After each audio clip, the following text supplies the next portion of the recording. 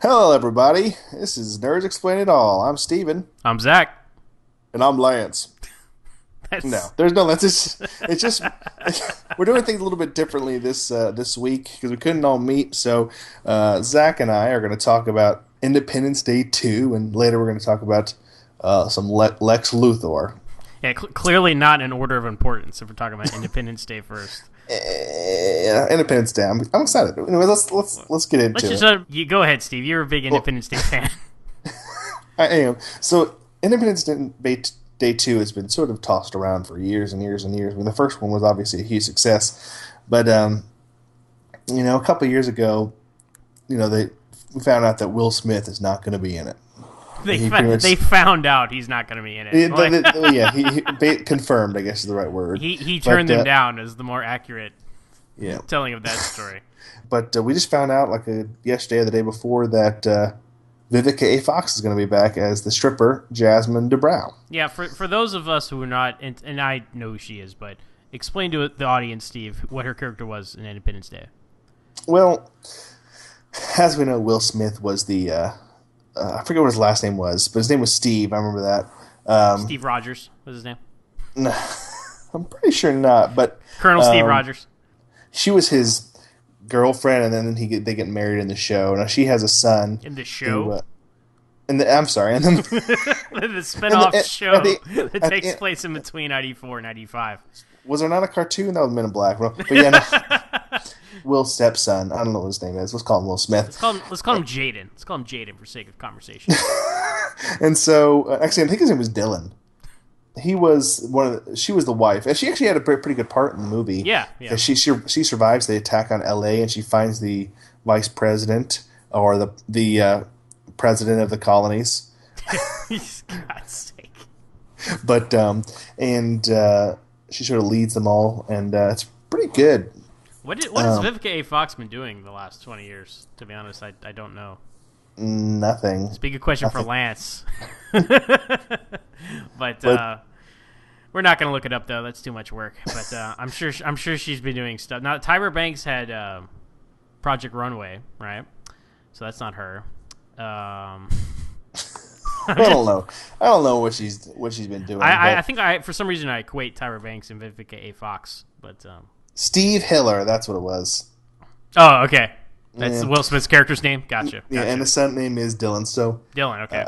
So we know that Dylan's going to be a character in the part played by Usher. That can't be right? Is this official? Are you reading this off an official article? I mean, God, I just clicked on clicked on something and look, Liam Hemsworth is going to be in there. Liam Hemsworth. Oh, I did see that Liam Hemsworth is going to be in there. So the Loki of real life. That's funny. He's adopted. No, clearly not adopted. Oh wow, you're right. Oh, Jesse Usher, not Usher. Oh. God. Okay. Jesse Usher, who stars in the Stars series Survivor's Remorse as a basketball player who moves to Atlanta with his family. Whatever. Anyway, so we just found out that that Vivica A. Fox is going to be. That's why it sort of brought this whole thing up. But we know that Jeff Goldblum's coming back. I think that's very important. I mean, if you're not going to get Will Smith, you damn well better get Jeff Goldblum. Yeah. And Randy Quaid's definitely not going to be in it. But anyways, so... But is anyone excited for this? Do you want to see an Independence Day 2, Steve? I do, and we sort of talked about this briefly, not on this thing, but we'll sort of recap that. But it could be, first of all, what the hell are they going to call it? I can't call it Independence Day for... ID5. That makes no fucking sense. Boxing Day. Boxing Day. It's coming out almost exactly 20 years after it's going to come out next year, like a week before July 4th. So it's going to be almost exactly 20 years since the first one, which is pretty awesome. Oh, Brent Spiner's dead, isn't he? He can't be in it. It's too bad. Yeah. His character. They can bring him back. But, so this is 20 years later. And it could be good. If it's 20 years later, it's interesting because all of the major cities across the globe were destroyed by these alien ships. I mean, Houston was freaking nuked. I remember they show it's the sign of like 45 South, like exit. Yeah, for no reason. It says University of Houston. I'm around the sign, so I would have loved to see a show on this, sort of like there's a show called Revolution. That's kind of like how after the whole world loses power, and there's Battlestar Galactica, sort of about the last remnants of the human race. But I'll tell you why you haven't seen a show, because it's expensive. well, that's true, and they didn't really do these expensive kind of shows back in the late '90s. Right. But and there wasn't like the social media multi what do you call it, universe building there is today. Exactly, it was a different landscape of multimedia. So this would be an interesting world to live in, because if you just think about America, if you have places like Atlanta, Houston, LA, DC, New York all destroyed, Chicago's destroyed, they're not gonna rebuild. They might rebuild some, probably DC, but it'd be really expensive to do that, and make more sense for like everyone to move to the bigger cities that weren't destroyed, like Austin probably wasn't destroyed, or maybe Sacramento, I don't know, but like Sacramento. these other, basically all the capitals, I guess. These other big cities. Nashville, Tennessee. Yeah, so usually I don't know about Nashville, but Nashville could be like the biggest city in the country, or like Buffalo, New York, or something like that. It'd be an interesting thing to see. I'll play it out on the screen. And then also the technology left behind by the aliens, right? Yes, because they already discovered some technology on that ship. Now aliens are known to obviously the entire world, so they don't have to hide it anymore. So they have that ship that they can use. Mm-hmm. They also have, although I think they crash landed, but they'll be able to scavenge technology. If they can reverse engineer Cyberdyne systems from a Terminator arm and a crashed ship, I'm sure they can come up with something from the alien technology from ID4. Yeah, I mean, Joe Morton has to be in it as a scientist. Isn't he always a scientist? He was in Eureka. He was in Eureka. He was in Stealth. He was in Smallville. He was in Terminator 2. The guy is typecast. He's a smart black guy. He's the smart black guy in Hollywood, and that could be part of the plot. This is what I was thinking. So we know that Dylan is going to be friends with another white dude, Liam Hemsworth. Mm-hmm. They're going to be buddies. I'm thinking that you have these places like L.A., which are condemned. They're Houston, which is irradiated, and you have these people who are trying to get rich in this new economy. Kind of like Escape from New York or Escape from LA with Kurt Russell. Well, not exactly. I mean, it's not going to be prison cities, but they're going to have to sneak in to these cities and maybe get some technology that they can sell and make a big payday. So you're saying he's going to be a criminal? Yes, or maybe not a criminal, but it's kind of like Firefly. Remember the beginning of the first episode? Mercenaries. There you go. A opportunist. Soldiers of fortune.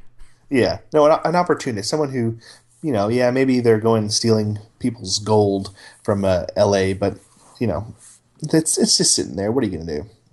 But the important thing is, the thing I keep wondering about is all of like they say in the movie, the aliens, like the whole civilization was going from planet to planet to planet. Which is a poor plan, by the way.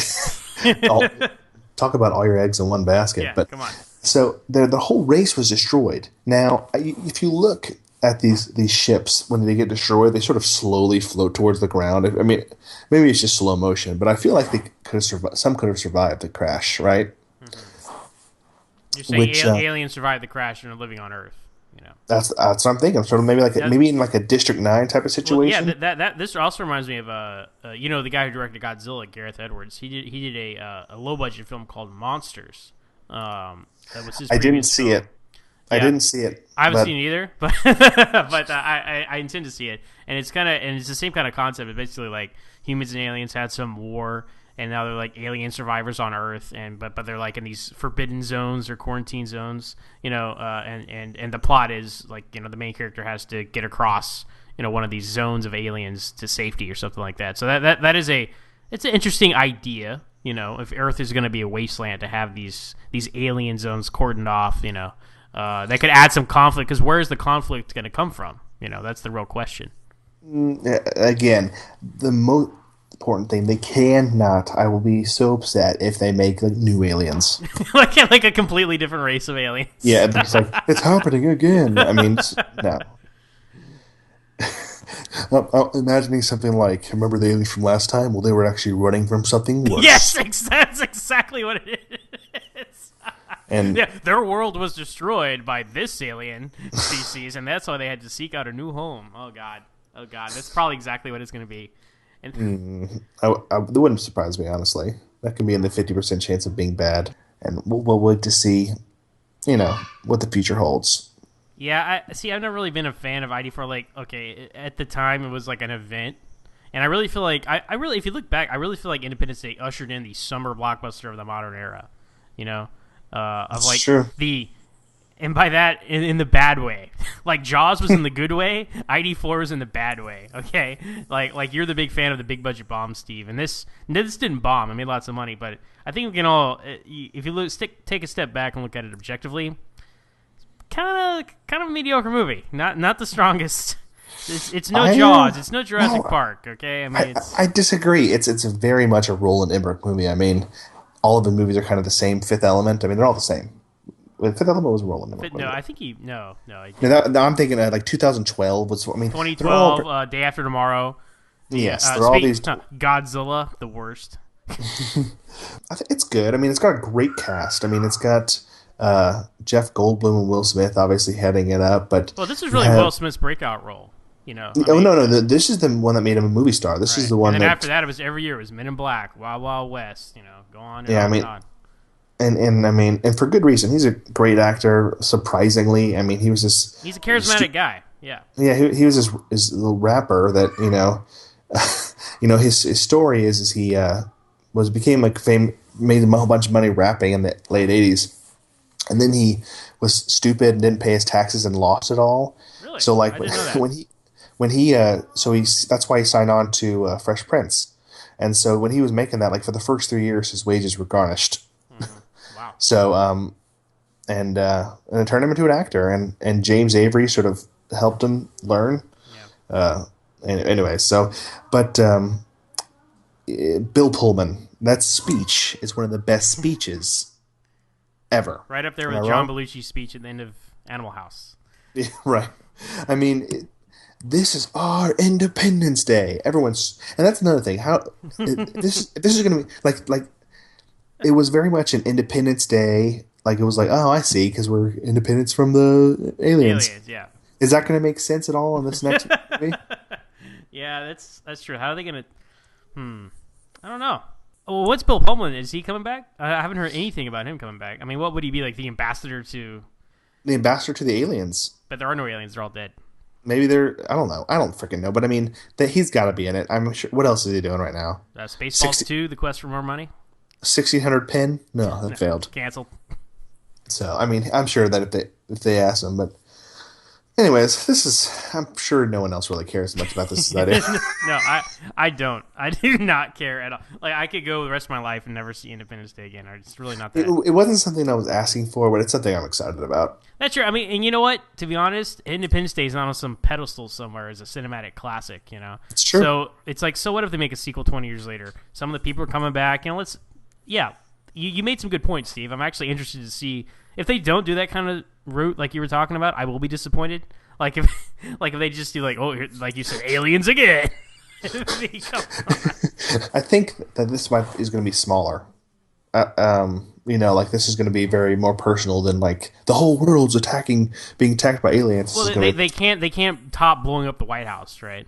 And also in a post 9/11 world, I don't think we want to see that. It's true. It's like, yeah, I mean, people are cheering when they're seeing like national monuments be destroyed. So I don't think it's going to happen anymore. So, but also in Man of Steel, for example, too much destruction, right? I mean, we don't want that. I'd be very interested to see the epilogue to these disaster movies. It would be interesting examination of how mankind would come back from such a big catastrophe. That's true. And speaking of Man of Steel, wasn't there some Lex Luthor news this week? There is some Lex Luthor news. Yeah, segue. So Jesse Eisenberg as Lex Luthor. Now, he got cast a while ago, but today, the day we're recording, they released the first picture of him in Entertainment Weekly as Lex Luthor, and his head is shaved, and I could not be happier. I really didn't expect his head to be shaved. I expected them to go the just hey, that doesn't define the character. Well, you know what? It does, because he's just a guy. You know what I mean? Like Lex Luthor, the equivalent to his costume is this shaved head. That's what makes him iconic. And if you take that away, I mean, there have been interpretations like the Gene Hackman one that wears wigs, and Yeah. the guy on Lois and Clark, John Shea, who is actually a very good Lex Luthor, by the way. I will say, my favorite Lex Luthor has got to be Michael Rosenbaum. Well, I agree with that, actually. I mean, he brought a lot to the role. He's a very layered performance. You know, he shaved his head for 7 years on Smallville. So gotta have some credit to him there. He's the best, and then I would actually say John Shea from Lois and Clark is second. But after that, Kevin Spacey could have been great. People wanted Kevin Spacey for years for Lex Luthor, and then you see the first pictures, you're like, oh man, he shaved his head, he's bald, he looks menacing. But they turned him the same goofball that Gene Hackman was, and it just didn't really translate well. I mean, if he played Lex Luthor like he does like all his other villainous roles, like House of Cards, President Lex Luthor, that'd be awesome. And that's a plot line I'd always wanted to see, and maybe we'll get one day, but I don't think we'll get it in this universe because Jesse Eisenberg, he's not of that social class to become president. You know what I mean? Yeah. I'm looking at this picture right now, and it looks pretty freaking menacing. Yeah. I mean, it's just he's got like this evil look in his face. I think he's, Lex Luthor was always able to sort of put his face on for the outside world, where he's like this philanthropist, businessman, and all this kind of stuff. But then, he like when he is president, I've seen he's like everyone loves him as president, but then he's really he's evil, trying to get kill Superman. So as all presidents do. It'd be interesting. I mean, I don't know. The whole Lex Luthor versus Superman thing has always been weird to me, because Lex Luthor in the end is just a guy. Like, they can't... Nowadays, whenever I see him, he's always wearing that purple robot suit. The purple battle suit, yeah. And it's just like, whatever. He's a man, and he's super, super, super smart. And brains over brawn. But people forget Superman's pretty smart himself. People act like Superman's like Batman is always showing up Superman with how smart he is. Superman... He has the knowledge of the 28 known galaxies and the Forces of Solitude, right? He's not an idiot, But he just that Superman's weakness is is his niceness and his humanity. Yeah. He likes to take people for face value and stuff like that. So you can take advantage of his naivety, but you can't. He's not dumb, I mean, and then of course this is Man of Steel as a darker Superman.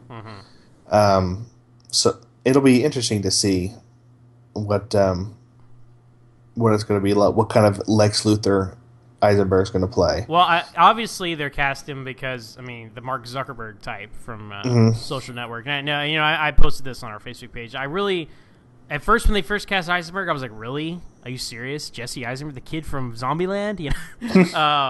Which is a great movie, but there were so many interesting choices thrown out there, like Bryan Cranston for one would have been great. Mark Strong as well, not just because they're bald, but they're good actors. I honestly think Billy Zane would have been an excellent Lex Luthor. He looks exactly like him. He's a good actor, and he has an awesome voice. So Back to the Future too. He does have an awesome voice. Maybe he'll be in Zoolander too. No, but I like listen to your friend Billy Zane. But when they cast Eisenberg, I was like, man, there was so many better choices. I thought, But I've come around to it, and I understand why. Because it's the 21st century. Business has changed, the face of business. And I think that might be not a commentary, but just a plot point, maybe. Like in the movie, like Bruce Wayne is like old business. Exactly. And Eisenberg is young business. Yeah, go ahead. Yeah. Yeah. So Bruce Wayne is old money. He's inherited. Yeah. He inherited. His dad was a doctor, but the Waynes have been a powerful family in Gotham since the beginning of Gotham. So then you have Lex Luthor, who is a self-made name. I think that, and I don't know, in the comics is Lionel usually, I only know is from Smallville. Well, that's a new twist. Usually Lex Luthor is a completely self-made man. He usually kills his father or parents. He's like an Ozymandias, right? He is completely built just by his knowledge, and he's ruthless. And I think that I always thought that him and Bruce Wayne are going to butt heads in the boardroom, and then he's going to be, also butting heads with Superman on the side. Well, I love that dynamic between Luthor and Bruce Wayne, because they are very similar, and that's what they're doing in the comic books right now. Actually, Lex Luthor actually knows his secret identity, as Batman is kind of using it as leverage to get on the Justice League and stuff like that. So it's a very interesting dynamic. No, it's true. It's a very interesting dynamic. I think that going young is the right way to go. I mean, because he's younger than, much younger than what's his name that's playing Superman. Henry Cavill. I think they're around the same age. Yeah, but are they okay?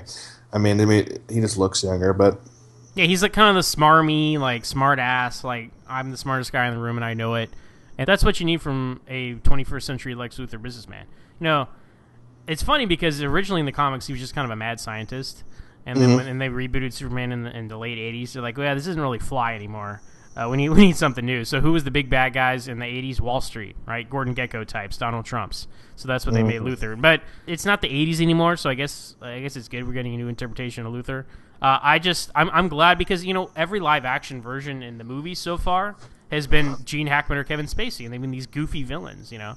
And Superman Returns, that's one of my big problems with it. It had the perfect opportunity to update Luthor to like the new world, because Superman was gone for 5 years, right? He could have built his own empire in Metropolis and been like its favorite son or something. Yes. And then Superman could have come back and be like, oh my God, Lex Luthor has taken over Metropolis, and the public loves him. This is ridiculous. That's how you turn his world inside out, not by giving him an illegitimate child.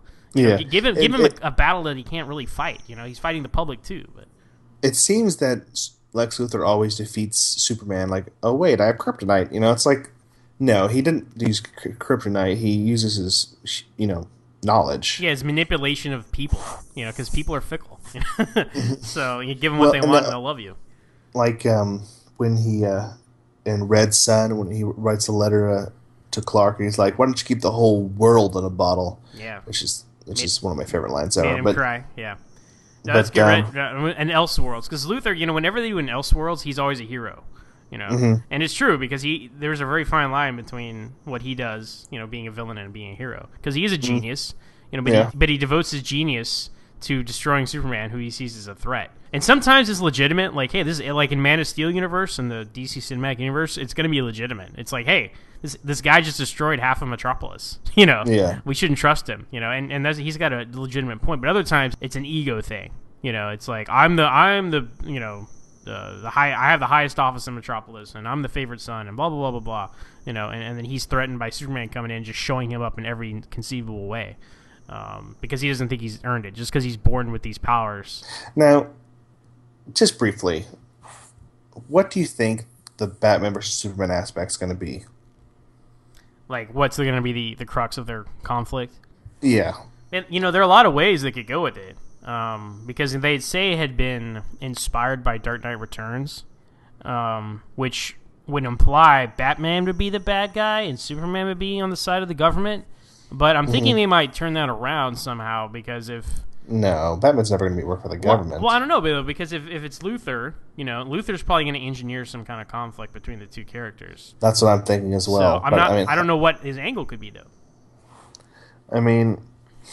Like Lex has some like business meeting and Bruce Wayne's a part of it, and he explains how Superman's a problem, and Bruce kind of buys into it, and then seeks out Superman to fight him.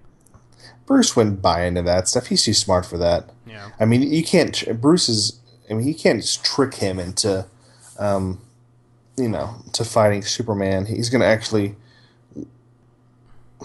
I just don't know. Well, because, you know, it's going to be like the Avengers, right? It's like, in the first scene when Iron Man and Thor and Captain America all get together, they fight. Right? 'Cause that's what heroes do, right? It's like, they don't know each other, so they fight.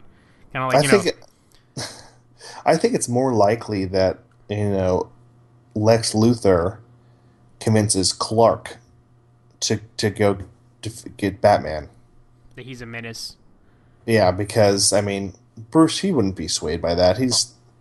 Clark, he's not dumb, but, Clark, again, sees naive, yeah. He sees the good in people, and so he'd be like, oh, yeah, that's a good point. He's like, this guy in Gotham City's beating people up and doing this and doing that, and I should stop. Yeah, I really don't know. I heard a rumor that, like a kid writes a letter to Superman that he doesn't want nukes on the planet, so Superman sends all the nukes to the sun. But see, what you don't know is that Lex Luthor attached a box onto the nukes. Part of Superman's hair. Was that what it was? Yeah, he stole in Superman 4: The Quest for Peace. He stole a strand of Superman's hair from a museum, or whatever, and then used genetic material from something and attach it to a nuclear missile that Superman threw into the sun, and that's why Nuclear Man came from. Which actually was a pretty clever plot, more so than the stupid real estate plots of Superman Returns. I mean, that's a pretty good plot. But anyway. And then he gets turned into a robot. Yes, exactly. And then how's Wonder Woman going to fit into it, right? So, and Aquaman. I mean, it's going to... I think that they're all going to be a coda. It's just going to be like at the end, right? Well, I think Aquaman definitely. But I think Wonder Woman would actually be in the film. And she'd be like, "Hey guys, break it up." Seriously, Superman's about to kill Batman, right? And then this yellow rope wraps around his arm and stops him, and he gets thrown back like 200 feet. And then it's just a slow pan up, and it's Gal Gadot, and she's Wonder Woman. I think it's Gay Dot. We found out that it's not how you think it's Gay pronounced. Dot. Yeah. Whatever. Anyway, that's how it's gonna happen. You're here first. Superman's gonna kill Batman. Wonder Woman stops him. I think that it's gonna be like they Superman and Batman meet at the end, and like and Bruce is like there's something else. I don't know who the villain's gonna be in the Justice League movie, but have you heard of the Brainiac Initiative? Or and it's like and then I don't know, like a whale drops off Aquaman. God's sake. It's like Bruce is in the Batcave and he hears like leaking water. He's like, Alfred? There's something leaking? Someone hear a toilet flush. And then the ocean just bursts in. It's Aquaman. No, I definitely think Aquaman will be at the end credits, but I think this will be... to be honest, I am disappointed that they're throwing in all the Justice League this early. First of all, I wanted a Batman movie and a Superman movie separately before we saw them together. Because, I want... You get more out of seeing heroes you've seen before interact than see this Superman meet a new Batman. That's what was so cool about the animated series, and they did everything right in the DC animated universe. You had a whole series of Batman, that whole series of Superman, and then they meet, and they fight Luthor and the Joker. Obviously, that's not what they're doing with this, but that would have been preferred. That said...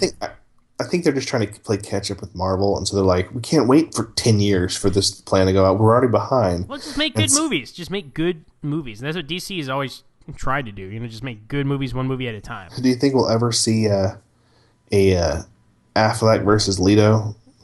Oh, we have to. It's inevitable. That would be the best. That would be the best. I'm really excited about Jared Leto as the Joker. I think he's going to blow us all away. Agreed. I think he's going to be the only reason that movie is going to be worth watching. I'm very excited for Suicide Squad. That's what I'm talking about. Oh yeah. That's the only reason to go see Suicide Squad is going to be his performance. Is what I predict. And then and he signed on for multiple movies. So finally, we'll get to see the Joker more than once on screen. Unless he dies. For God's sake. Too soon? No one will ever play the Joker again if that happens. No. It's like he died halfway through filming, so we replaced him with Jack Nicholson. That'd be awesome. I would still love to see a real Dark Knight Returns movie with Jack Nicholson and Michael Keaton. Yes, I know, right? Yes. But the problem is they made a Dark Knight Returns-esque story with Dark Knight Rises, and then this is going to be kind of Dark Knight Returns-esque. So I think that was a huge missed opportunity. Like in the late '90s, after Batman and Robin ruined everything. That was the perfect time to do a movie like that, but no, people were burnt out on Batman. Well, they needed something new and fresh. Yeah. This would be the perfect time to do it if Jack Nicholson wasn't basically dead. Well, he's not dead; he's just fat. Have you seen him lately? Good lord, let himself go. Skinny, he's Jack Nicholson. Well, he was kind of overweight to begin with. I'm Jack Nicholson. Hey, Christian Slater. No, it's still Christian Slater.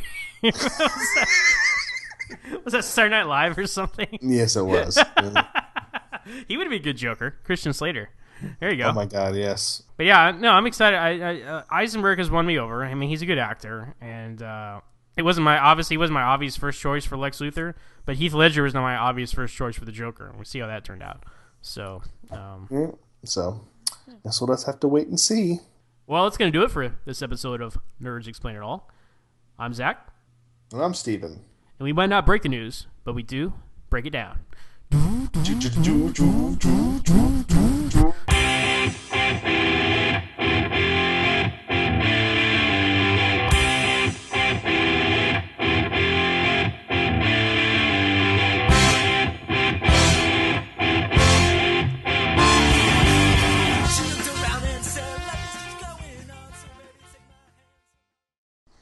no one to sleep.